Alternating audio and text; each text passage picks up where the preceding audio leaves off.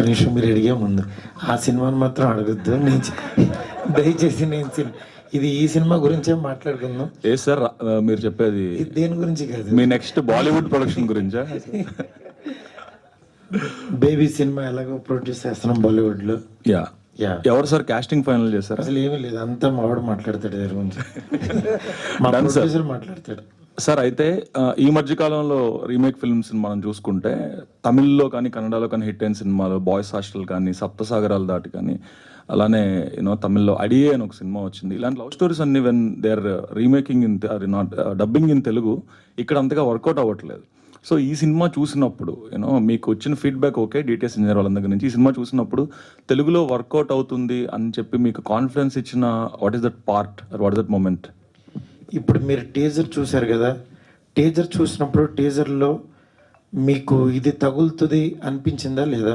మామూలుగా అంటే హానెస్ట్ గా టీజర్ ట్రైలర్లు అన్ని తగులుతున్నాయి సార్ బాగానే, సినిమా చూసినప్పుడు తగలట్లేదు యాక్చువల్లీ. కాదు అంటే ఒక మోడ్ ఉంటుంది.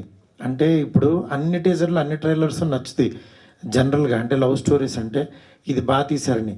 కానీ మన ఇంటి లోపలికి వెళ్ళే టీజర్లు కానీ మన మనసుని టచ్ చేసే ఇది ఖచ్చితంగా ఇది కొడుతుందిరా అని అనిపించేది ఒకటి పాయింట్ ఉంటుంది.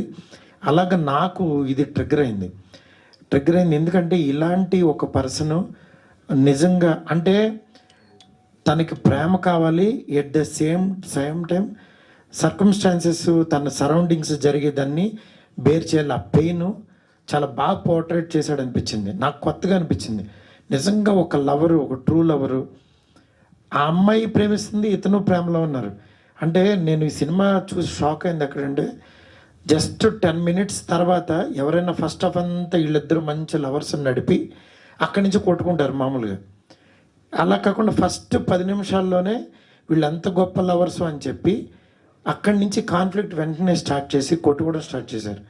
ఇది ఎంత దూరం నడుపుతాడు అని అనుకుంటే నిజంగా 2 hours కూర్చోబెట్టాడు. అక్కడే ఫస్ట్ టైం గెలిచాడు అనిపించింది.